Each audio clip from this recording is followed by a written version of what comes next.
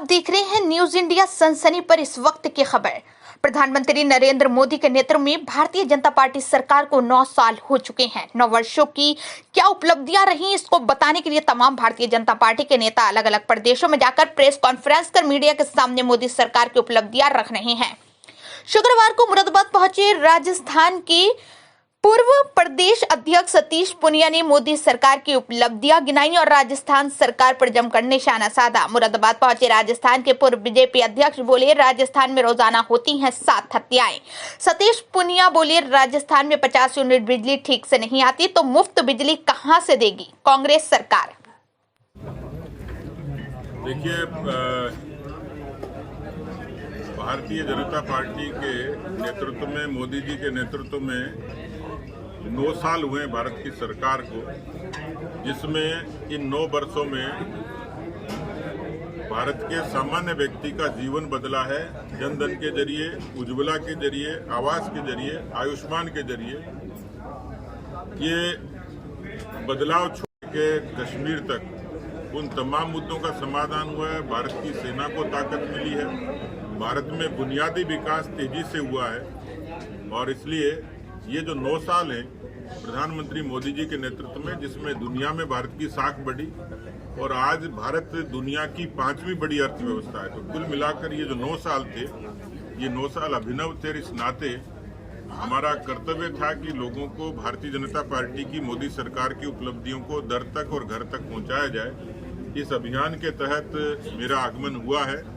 144 लोकसभाओं के क्लस्टर्स बने। उसमें ये जो 4 लोकसभा का क्लस्टर है, जिसमें हमारा ये लोकसभा क्षेत्र भी शामिल है, इस लिहाज से डॉक्टर जितेंद्र सिंह जी जो पहले से यहाँ काम कर रहे हैं और मैं उनके सहयोग के लिए पार्टी ने मुझे भेजा है। हमारी कोशिश रहेगी कि इस 1 महीने के कालखंड में हम लोग लाभार्थियों तक, सामान्य व्यक्तियों तक, पार्टी के कार्यकर्ताओं तक, वरिष्ठ कार्यकर्ताओं तक, बुद्धिजीवियों तक, व्यापारियों तक पार्टी के इस अभियान के दौरान मोदी सरकार की उपलब्धियों को और ज्यादा मुखरता से हम लोग पहुंचाएं। मेरा एक सवाल है, राहुल गांधी से पूछा गया, चूंकि आप एक धर्मनिरपेक्ष और लोकतंत्र पार्टी के बारे में बात कर रहे हैं, हिंदू पार्टी के बारे में भाजपा का विरोध कर रहे हैं, लेकिन कांग्रेस को मुस्लिम पार्टी के साथ संगठन में है। केरला में मुस्लिम लोगों के बारे में क्या कहना है?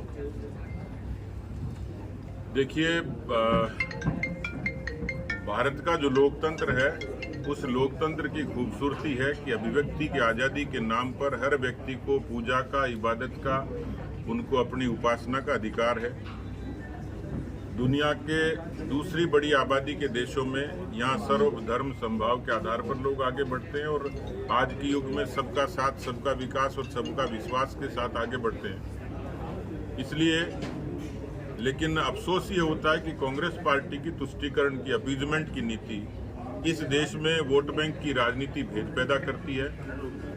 दुर्भाग्य वो दिखता है कि जब देश के किसी प्रमुख पार्टी का नेता अमेरिका में जाकर और भारत की व्यवस्था पर सवाल खड़े करते हैं, तो मुझे लगता है कि भारतीय जनता पार्टी के नेतृत्व में सभी वर्गों के लिए जिन योजनाओं का जिक्र मैंने किया, उसमें हिंदू मुस्लिम का भेद भी नहीं है, छोटे बड़े का भेद भी नहीं है।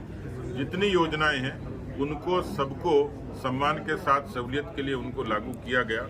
इसलिए दुनिया के दूसरे देशों में जाकर भारत के लोकतंत्र का मखौल उठाना, भारत के शासन पर सवाल खड़े करना, क्योंकि देश में हम सब हो सकते